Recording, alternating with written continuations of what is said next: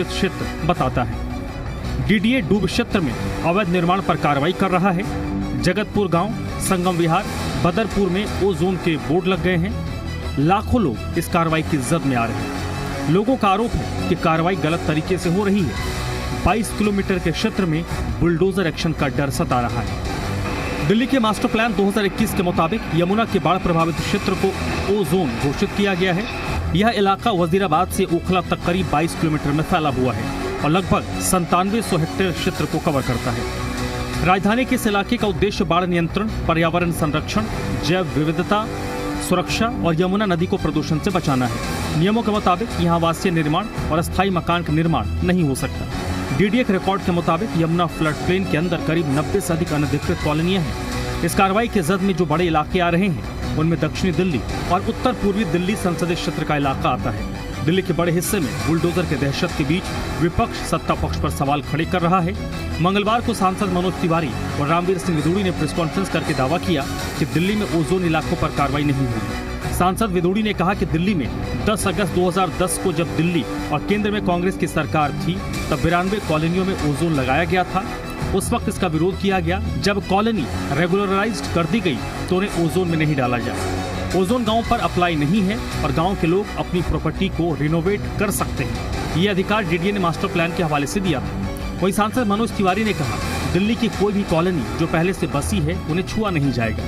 Ozone का मतलब जिन गांव और कॉलोनियों में बाढ़ का पानी आता है वो ओजोन में आता है। दोनों नेताओं ने विपक्ष के आरोपों पर पलटवार भी किया। बांध बनने के बाद 15-20 साल जितना दिन हुआ हो, अब वहां पे कोई भी नदी का पानी नहीं आता है।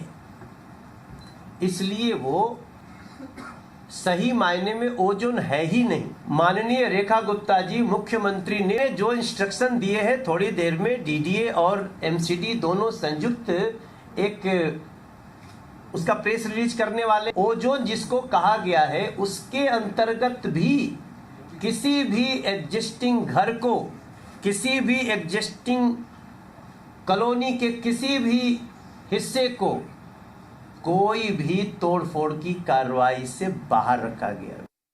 चाहे वो गांव हो चाहे अनऑथराइज्ड कॉलोनीज हो, जो ये भ्रम फैलाया जा रहा है कि सारी कॉलोनियों को तोड़ दिया जाएगा, उजाड़ दिया जाएगा, भ्रमित होने की आवश्यकता नहीं है। पुरानी आबादी को टच नहीं किया जाएगा, कोई पुरानी आबादी का घर नहीं तोड़ा जाएगा। लेकिन यदि कोई नई कंस्ट्रक्शन करेगा तो डीडीए एमसीडी कार्रवाई करेंगे। आम आदमी पार्टी के विधायक संजीव झा ने बीजेपी सांसदों पर हमला बोला है। संजीव झा ने कहा कि अगर केंद्र और दिल्ली में आपकी सरकार है तो फिर ये कहना कि अधिकारी आपकी सुन नहीं रहे, आखिर ये किस बात का संकेत है? जो लोग डबल इंजन सरकार की ताकत की बात करते थे, आज वही डीडीए और अधिकारियों के सामने बेबस हैं। ओजोन क्षेत्र और डेमोलिशन का मुद्दा नया नहीं है। जब लोग सड़कों पर उतर आए तब जाकर बैठकें और बातचीत शुरू हुई। जनता जानना चाहती है कि जब इतने महीनों से घर टूट रहे थे तो जिम्मेदार लोग कहां थे? जनता को आश्वासन है, समाधान चाहिए। पिछले 6 महीने से तो घर तोड़ रहे हैं, तो अगर 6 महीने से घर तोड़ रहे हैं तो आप चुप बैठे थे। अब जब लोग आपसे सवाल पूछने लगे तो आप फिर लिपापोती कर रहे हैं।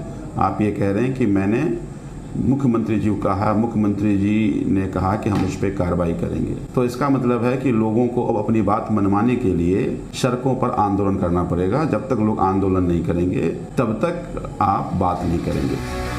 कुल मिलाकर दिल्ली में इस वक्त ओजोन राजनीति के केंद्र में है और लाखों लोगों की धड़कन इस बात को लेकर बढ़ी हुई है कि आखिर उनकी आशियाने का क्या होगा। हालांकि सत्ता पक्ष की तरफ से उनको आश्वासन जरूर दिया जा रहा है, लेकिन जब तक कुछ आधिकारिक न हो तब तक मामले में संशय बना हुआ है। सत्ता पक्ष और विपक्ष के बीच वाक युद्ध का मंच। ब्यूरो रिपोर्ट, जी मीडिया। तो चलिए चर्चा की शुरुआत करें। उससे पहले हमारे जो प्रश्न हैं, सवाल हैं, उनको नजर डाल लेते हैं, जिसमें सबसे पहला और महत्वपूर्ण सवाल है, ओजोन विवाद जो है, इस विवाद का समाधान क्या है? दूसरा सवाल, ये जो बुलडोजर कार्रवाई शुरू हुई है क्या ये थमेगा? तीसरा सवाल, लाखों लोग जो इस बुलडोजर एक्शन से या इस फैसले से प्रभावित हो रहे हैं, उनको राहत कैसे मिलेगी? ये सबसे बड़ा और अहम सवाल है और चर्चा इसी नोट पर ही होनी चाहिए कि कैसे लोगों को राहत मिलेगी।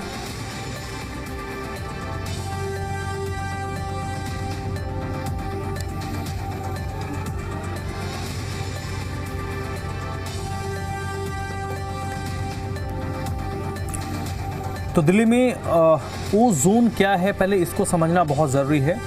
ओजोन जो दिल्ली का मास्टर प्लान है उसमें यमुना का जो बेल्ट है 22 किलोमीटर के करीब है, जो हरियाणा से दिल्ली में दाखिल होती है पल्ला गांव, और वहां से जब ये बदरपुर के पास फिर जब ये दिल्ली की सीमा से निकलकर उत्तर प्रदेश में दाखिल होती है, तो 22 किलोमीटर का स्ट्रेच है। इस पूरे क्षेत्र को इस मास्टर प्लान के तहत जो फ्लड बैंक जिसको हम कहते हैं, फ्लड बेल्ट कहते हैं, उसको ओजोन के तौर पर घोषित किया गया है। इसका मूल कारण क्या है? इसका मूल ये है कि इस क्षेत्र में जो कंस्ट्रक्शन हुए हैं उनको तोड़ा जाएगा और इसको पूरी तरीके से इलीगल कर दिया गया है, ताकि पानी का जो प्रवाह है, यमुना का प्रवाह है, वो लगातार होता रहे। चलिए, मेहमान जुड़ गए हैं, सीधे उनका ही रुख कर लेते हैं जो इस वक्त इस चर्चा मेरे साथ जुड़े हैं। पहले उनसे आपको परिचय करवा देते हैं। शुभेंदु शेखर अवस्थी जी प्रवक्ता हैं भारतीय जनता पार्टी के, विष्णु पांडे जी इस वक्त हमारे साथ जुड़ चुके हैं, आम आदमी पार्टी के प्रवक्ता हैं, और मेहरुद्दीन रंगरेज जी हैं जो प्रवक्ता हैं कांग्रेस पार्टी के, इस वक्त मेरे साथ जुड़ गए हैं, और वरिष्ठ पत्रकार विपिन शर्मा भी हमारे साथ जुड़ गए हैं। आप सभी लोगों का बहुत बहुत स्वागत, बहुत वेलकम। पहला सवाल बीजेपी प्रवक्ता शुभेंदु शेखर अवस्थी जी से। सर, एक बड़ी आबादी है जो फैसले से प्रभावित हो रही है। मेरा सीधा प्रश्न यह है कि इतनी बड़ी संख्या में अगर घर टूटेंगे तो लोग कहां जाएंगे? ये मूल प्रश्न है। और कैसे ये आपकी सरकार ये सुनिश्चित करेगी, भारतीय जनता पार्टी कैसे सुनिश्चित करेगी कि डेमोलिशन ना हो? क्योंकि सर, जो मेरी जानकारी है, ये जो ओजोन है इसमें भी कैटेगराइजेशन हुआ है। एक कैटेगरी है जिसमें ये किया गया कि भाई इसको तो बिल्कुल नहीं छोड़ना है, जो एकदम नदी में ही घर बना दिया है। एक है, दूसरा है जिसको कैटेगरी 2 में रखा गया है, जिस पर विचार किया जा सकता है। तो कैसे आप लोगों के घर को 22 किलोमीटर के स्ट्रेच में जो फैल चुका है, पूर्व में गलतियां हुई, उसी का नतीजा है कि ये सारी चीजें हुई हैं, कैसे इसको आप बचाएंगे? देखिए धर्मराज जी, आपको मेरा नमस्कार, और जो जनता हमारे इस डिबेट को सुन रही है उसको भी नमस्कार, और साथ में हमारे साथी प्रवक्ताओं को भी। दिल्ली के इस दूब इलाका वो समझिए कि यमुना नदी के जो साइड में जगह बची हुई है, जहां कभी यमुना नदी बहती थी, उस इलाके को कहते हैं। और वो जब इसमें पुल नहीं बने थे, बांध नहीं बने थे, तो पानी काफी भर जाता था, तो एक बहुत बड़ा इलाका कहलाता था। इसमें 2 जोन है, एक ओ जोन है और एक एफ जोन है, और इसी को मैं आपको एक्सप्लेन करना चाहता हूं। जो एफ जोन है वो तय किया गया कि ये इलाके 2008 की बात है, ये मैं बताऊं 24 मार्च 2008 को ये नियमित कर दिया गया था कि ये क्षेत्र जो है ये ओ जोन में नहीं है, ये एफ जोन में है, और उसको संरक्षित रख दिया गया। ठीक है। फिर 10 अगस्त 2010 को वापस जो दिल्ली की उस समय की कांग्रेस की सरकार थी, उन्होंने वापस इस जोन को, ओ जोन को, जो ये एफ जोन बनाया था, उसको वापस ओ जोन में डाल दिया। और कारण क्या कहा, एक एनजीओ ने उस पर ऑब्जेक्शन कर दिया था। ठीक है। 2013 में इसको वापस ठीक करने का प्रयास किया गया और इसके लिए नोटिफिकेशन भी हुआ, वो भी 28 सितंबर 2013 को। फिर एक एनजीओ ने ऑब्जेक्शन लगा दिया और 2015 में एनजीओ के ऑब्जेक्शन को भी सेटल कर दिया गया था एनजीटी के द्वारा। तो अब 2 क्षेत्र हैं उसके अंदर, एक ओ जोन है और एक एफ जोन है। अब जो एफ जोन है उसको नोटिफाई कर दिया गया था 2000 आप समझिए कि 2015 में, पर उस नोटिफिकेशन के बाद वो बाइफर्केशन नहीं हुआ कि ये वाला एरिया यहां तक है या यहां तक नहीं। तो हमने जब ये टूटने की बात आई तो जो ओ जोन में अभी है, जो एक्चुअल ओ जोन में है, जो नदी के बाढ़ आने पर डूब जाते हैं, उसको खाली कराया जाए। और दूसरी चीज, चाहे वो ओ जोन हो चाहे एफ जोन हो, उसमें कोई नया घर नहीं बन सकता। तो कोई भी नया घर का कंस्ट्रक्शन हो रहा है तो वो तोड़ने का अधिकार सरकार। पुराना घर कोई नहीं तोड़ा जाएगा, इसकी जिम्मेदारी हम भी लेते हैं, दिल्ली सरकार भी लेती है, हमारे एमपी मनोज तिवारी जी और रामवीर सिंह बिधूड़ी जी ने भी ली है और एलजी के साथ मीटिंग भी हुई है। तो दोनों चीजों को मिलाकर हमारा विपक्ष एक कंफ्यूजन पैदा कर रहा है। यहाँ पे जो लोग भी हैं वो सब तोड़े जा रहे हैं। अब आपको मैं बताऊं, यदि ये जो नदी के पास का क्षेत्र है जहां पानी आ जाता है उसको यदि नहीं हटाया जाएगा तो 1 महीने के बाद यही लोग हमसे कहेंगे कि पहले कार्रवाई क्यों नहीं करी। इसलिए अब बारिश का समय आने वाला है, बारिश होने वाली है और बाढ़ आ जाती है कभी कभार दिल्ली में, उसको ध्यान में रखते हुए वो सब जगह जो एक्चुअल ओ जोन में हैं उनको हटाया जा रहा है और एफ जोन के नए घर नहीं बनने दिए जा रहे हैं। ये दोनों चीजों को हम समझाना चाहते हैं आपके चैनल पर। कोई भी ऐसा घर जो पुराना बना हुआ है एफ जोन में जो 2008 में रखा गया था उसमें कोई तोड़फोड़ नहीं हो रही है, और ओ जोन में हम कोई भी घर जो एक्चुअल ओ जोन है अभी जिसको हमने तय किया है, जो नोटिफिकेशन जिसका हो गया था, वेरिफिकेशन नहीं हुआ था, उसके अंदर हम किसी घर को भी रहने नहीं देंगे। कारण है कि उसमें बाढ़ आ जाती है। It is very clear. ठीक है विष्णु पांडे जी, एक तो लकीर आपको तय करना पड़ेगा क्योंकि बार बार ये बात होती है। मैं भी इस चीज को समझता हूं कि जिन लोगों ने अपने पूरे जीवन भर की पूंजी लगाकर घर बनाया है उनके घर को अगर तोड़ा जाएगा तो उनको बुरा लगेगा, उनके सपने टूटेंगे। लेकिन दूसरा तथ्य यह है कि दिल्ली के लिए यमुना जीवनदायिनी है और इसमें कोई इफ एंड बट नहीं। मैं किसी सरकार को नहीं कोस रहा, किसी पार्टी को नहीं कोस रहा, लेकिन यह भी एक बहुत बड़ा तथ्य है कि यमुना का जो प्रवाह क्षेत्र है, जो यमुना का बेल्ट कहते हैं, फ्लड बेल्ट कहते हैं, उसमें बड़ी तादाद में कंस्ट्रक्शन हो गए हैं और जब तक उस कंस्ट्रक्शन को नहीं हटाया जाएगा तब तक यमुना का प्रवाह सही नहीं होगा और तब तक यमुना को फिर से विकसित नहीं किया जा सकता, यमुना को पुनर्जीवन नहीं दिया जा सकता है। अब सवाल है कि इसमें कोई भी सरकार करे तो क्या करे? धर्मराज जी, ये जितनी भी कॉलोनियां 92 कॉलोनियों के आसपास है और गांव है जो इसमें, ये तकरीबन 20 साल 30 साल हो गई, मतलब सन 2010 से पहले की बसावट हो रखी है। काफी जितने 15 लाख लोग रहते हैं, 1 लाख मकान है इसके अंदर। देखिए दिल्ली की जनता को डर क्यों? दिल्ली की जनता को ये डर है कि बीजेपी जो बोलती है वो बिल्कुल नहीं करती। जब से बीजेपी की सरकार बनी है उसका एक ही मिशन चल रहा है, वो है घर तोड़ो। तो अगर मुख्यमंत्री जी ने बोला कि कोई झुग्गी नहीं टूटेगी, उसके बाद भी टूट रही है। हरदीप पुरी जी ने इलेक्शन से पहले कहा था कि नहीं जी ये भ्रम फैलाया जा रहा है, झुग्गियां नहीं टूटेगी, टूट रही हैं। लोगों ने घर तोड़े, हजारों झुग्गियां टूटी हैं, कई लोग बेघर हुए। तो इसी वजह से दिल्ली की जो जनता है जो ओजोन में भी आ चुकी है, उनको डर हो चुका है कि भाई बीजेपी की बातों पे कैसे विश्वास करोगे आप? वो तो पहले 1.5 साल से जो बोल रही है उसका तो उल्टा काम कर रही है। ये देखिए 2013 में ही डीडीए ने इसको ओजोन की नोटिफिकेशन को कैंसिल करने के लिए रिव्यू कर दिया था। संसद से जो है दिल्ली का जो स्पेशल एक प्रोविजन बनाया गया उसमें 31 दिसंबर 2026 तक इन सभी कॉलोनियों को जो है इनको बोला गया अब तक तो कुछ समाधान निकाल लेंगे। ये अभी इसमें तेजी हो गई है क्योंकि वो डेडलाइन 6 महीने में पूरी होने वाली है। मेरा प्रश्न ये होता है डीडीए जब 12 साल से बीजेपी के पास है तो अब 12 साल से कोई समाधान क्यों नहीं निकाल पाए? बल्कि 2013 में डीडीए ने कह दिया था ये चीजें। तो भ्रम की चीजें ये लोग पैदा कर रहे हैं। मतलब क्या अधिकारी इनके उसमें कंट्रोल में नहीं हुए? इसका मतलब क्या अधिकारी को पता ही नहीं क्या हो रहा है? अब आप एक चीज सोचिए, ये कह रहे हैं कि भाई अगर कोई मकान पुराना होगा टूटेगा तो हम बनने नहीं देंगे, वहां कोई कंस्ट्रक्शन होगी नहीं। अब एक गली है वो पूरी वो ओजोन में आ गई है, अब उसके अंदर कोई घर है जो बिल्कुल डिमोलिश हो सकता है, उसकी हालत बिल्कुल खस्ता है, तो अब वो आदमी घर तोड़ के नहीं बना पाया। क्यों? अगर बनाएगा तो बनने नहीं देंगे। वहां पे 20 और 30 साल से नालियां हैं, स्ट्रीट लाइटें हैं, वहां पे पानी के कनेक्शंस हैं, वहां पे सीवर के कनेक्शन है, लाखों करोड़ों हजारों करोड़ रुपए कई सालों से वहां पे टैक्स में पैसा बर्बाद हो रहा है। आप हाउस टैक्स ले रहे हैं, डीडीए सो रही है, इसका मतलब केंद्र सरकार सो रही है। ये एक्चुअल स्थिति है। मतलब दिल्ली की जनता को ये डर हो गया है कि बीजेपी जो बोलती है वो बिल्कुल उल्टा करती है। तो कैसे विश्वास करे सांसद जी का, कैसे विश्वास करे प्रशासन का?